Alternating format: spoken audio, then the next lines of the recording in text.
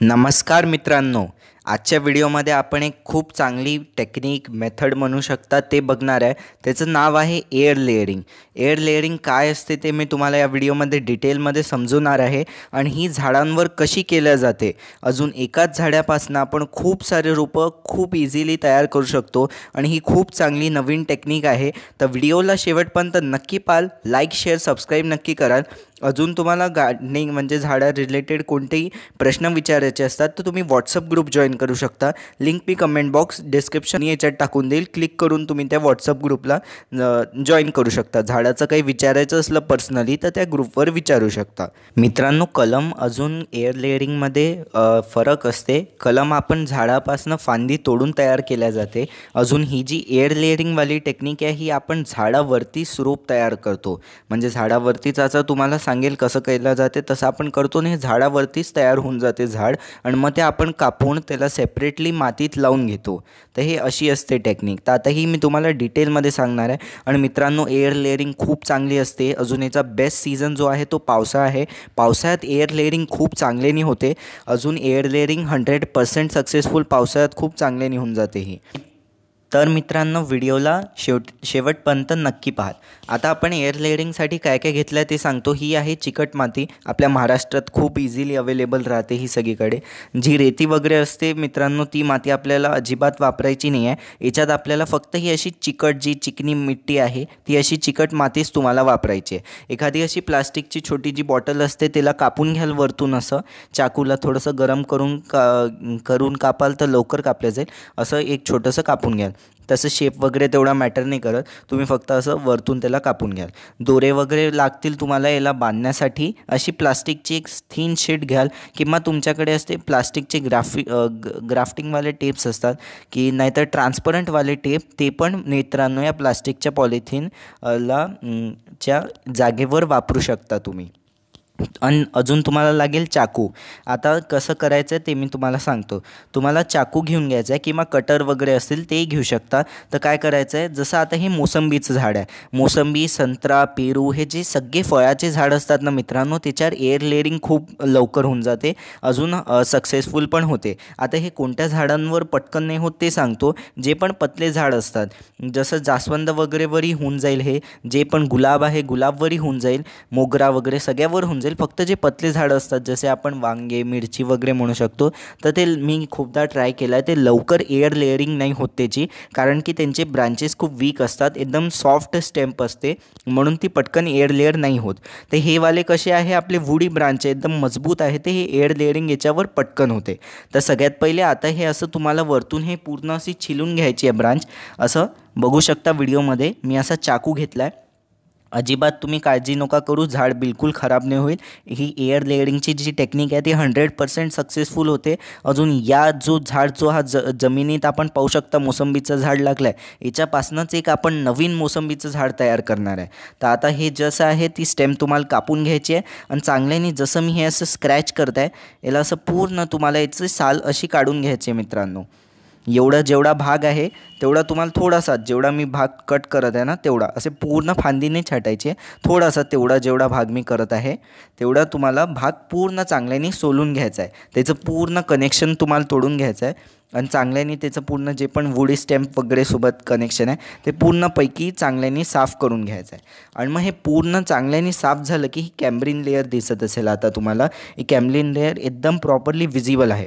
मग काय करायचं आहे, हे थोडंसं एक कट मारायचं आहे. बाकी बाजूनी तर आपण साफ केलं, पण एका बाजूनी असं थोडंसं हार्ड कट मारायचं आहे बस. म्हणजे थोडंसं डीप गेलं पाहिजे. एकाच यानी एक वेळा करायचं आहे, चारी बाजूंनी नाही करायचं आहे. हे चारी बाजूंनी फक्त तुम्हाला वरची अशी पूर्ण लेअर हटवायची आहे. व्हिडिओमध्ये जसं तुम्हाला दिसत आहे मी पूर्ण हे लेअर हटवून घेतली आहे, तशी हटवून घ्यायची आहे. मग हे अशी बाटली तुम्हाला अशी प्रॉपर कापून घ्यायची आहे. आणि आता ही जी बाटली आहे आपण इथे अशी फिट करू. अशी इथे फिट करून घ्यायची, चांगल्याने फसवून घ्यायला असं. अजून वाटलं तर पहिली दोरी जी आहे आपल्या दोरीने याला बांधून घ्या. आणि मग मित्रांनो, याच्यात चांगली जी आपण चिकट माती घेतली आहे, मी पहिलेच तुम्हाला सांगून दिलं, रेती वगैरे. अजून याच्यात खत वगैरे नका वापरा. खत पण खूप सॉफ्ट असते तर ते कसं चिपकून नाही राहणार, तर एअर लेयरिंग सक्सेसफुल नाही होणार. तर त्याच्यासाठी तुम्हाला चांगले रिझल्ट्स पाहिजे तर एकदम चिकट माती घ्यायची आहे. एकदम खराब चिकट माती असली तरी चालेल मित्रांनो, ती खूप चांगले रिझल्ट देईल. अशी चिकट माती भरून टाकायची आहे. बघू शकता आता चांगल्याने टाकून दिली आहे आणि याला चांगल्याने मी असं दोऱ्याने गाठ बांधून दिली आहे. इकडे चांगला दोरा बांधून दिला आहे. आता ही बाटली पाहू शकता चांगली फिट होऊन गेली आहे आणि ही माती लागून गेली आहे. तर आता हे आत्तापर्यंत तुम्हाला डोक्यात येऊनच गेलं असेल की ही यालाच एअर लेअरिंग म्हणतात. ही चांगली नवीन टेक्निक आहे. असं आता हा नवीन रोप तयार होतो. आता काहीच महिन्यात 2-1 महिन्यात इथून पूर्ण मुळं येऊन जातात आणि मग हे जे झाड आहे हे आपण या झाडापासून सेपरेट करून घेऊ आणि हे जे झाड आहे ते एक नवीन झाड बनून जाईल. आणि जसं लेट सपोज मोसंबीचं वय असेल 10-1 वर्षाचं, तुमचं जुनं झाड असेल ते मोसंबी, संत्रा, जे पण तुम्ही फळांचे झाडं लावत असाल, आंबा वगैरे, तर ते लेट सपोज 10 वर्षाचं असेल झाड, तर ही जी कलम आपण ही एअर लेअरिंग थ्रू बनवलेली आहे त्याचंही वय 10 वर्षच राहील. आणि तुम्ही बघाल जसं ते थोडंसं मोठं होईल ना 2-1 महिन्यात याला फळं वगैरे लागणं सुरू होऊन जाईल. फुलांचं झाड असेल तर फुलं लागणं एकदम सुरू होऊन जाईल. जास्त असं वेळ नाही लागणार. जसं बियापासून आपण लावून फार वर्ष लागतात ना उगायला, तसे काही वर्ष नाही लागणार. याला 1-2-3 महिन्यातच त्याचा जसा फ्रुटिंगचा जो सीझन असेल त्याच्यात त्याला फळं लागणं सुरुवात होऊन जाईल. तर ही तेवढी जेवढी एज असते तेवढीच याची असते. मग आता हे असं लावून घ्यायचं आहे. हे असं बॉटलची टेक्निक आहे मित्रांनो. आणि ही जी दुसरी आहे, तुमच्याकडे बाटली वगैरे नसेल तर तुमच्याकडे ट्रान्सपरंट सेलो टिप्स वगैरे असतील किंवा असे प्लास्टिकची पॉलिथिन्स येतात ना आपल्याकडे, त्या प्लास्टिकच्या पॉलिथिनला पण असे आपण कट करून असे स्ट्रिप्स बनवू शकता त्याचे आणि अशी माती लावून घ्यायची आहे आणि असे स्ट्रिपनी पण गुंडावू शकता. वर बघत आहात तुम्ही, असं आता मी इथे गुंडाळत नाही आहे, असं एक्झाम्पलसाठी सांगतो आहे. तुम्हाला एकदम ताकदीने चांगल्याने असं गुंडावून घ्यायचं आणि याच्यावर एक टेप मारून द्याल ट्रान्सपरंटवाली. ब्लॅक अँड व्हाईट वगैरे कलरवाली कोणती नका माराल कलरनी, कारण की मग म्हणजे उजेड वगैरे त्याला लागणार नाही म्हणून थोडंसं प्रॉब्लेम होऊन जाईल. तर ट्रान्सपरंटवालीच त्याला माराल. आणि मग ही जे खाली असणार याला आपल्याला कोणत्याही पॉलिथिनच्या याने असं कवर करून घ्यायचं आहे. हे वरती तर आता लेअर ठेवली आहे, पण मित्रांनो जसं जोरदार पाऊस आला तर पूर्ण माती निघू शकते, म्हणून तुम्हाला असं पॉलिथिननी कवर करायचं. व्हिडिओमध्ये बघू शकतात या बॉटलच्या बाजूला मी असं प्लास्टिकनी कवर करून ठेवलं आहे. तसंच तुम्हालाही करून ठेवायचं. बघू शकता मित्रांनो हे 2 महिन्यातच एवढे सारे मुळं आले आहे. हे 2 महिन्यात आता लावण्यासाठी बिलकुल तयार आहे. ते मागे मी मोसंबीवर करून दाखवलं. हे माझं लिंबाचे झाड आहे आणि लिंबाच्या झाडात पाहू शकता हे तुम्हाला पांढरं ते दिसत आहे व्हिडिओमध्ये, ते मुळं निघालेले आहे. जे आता हे आपण अशी ही थैली वगैरे बांधली आहे याने मुळं या झाडावर येऊन गेलेले आहे आणि खूप चांगला आता हे कलम तयार झालेली आहे. आता याला आपण काय करणार आहे, याला आता असं कापून घेऊ आपण आणि मग या झाडाला आपल्याला जसं एक पॉट घेऊन घ्यायचं आहे त्याच्यात लावायचं आहे. आता जे आपण कुंडीत वगैरे लावाल त्या कुंडीत एक काळजी घ्याल, थोडीशी जी आपली रेत असते आपण याच्यात यूज करतो सँड जिला म्हणतात, ती रेती थोडीशी तुम्हाला मिक्स करायची आहे तुमच्या मातीसोबत आणि मग या झाडांना त्याच्यात लावून द्या. आणि लावण्याच्या पहिले मित्रांनो काय करायचं आहे, जसं आता 2-1 महिने झाले, 2 महिने नाही 1 महिन्यातही झालं तरी चालते.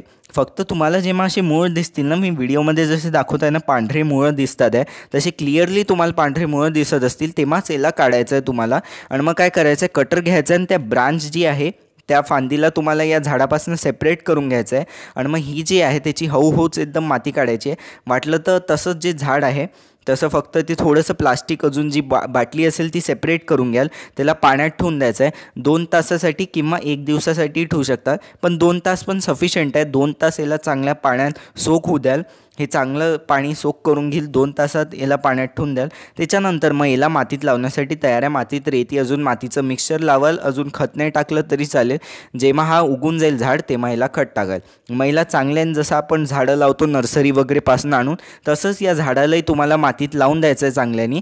अजून मग तुम्ही जसं त्याच्यावर ग्रोथ येऊन जाईल मग 1 महिन्यानी याला खत टाकणं सुरू करू शकता.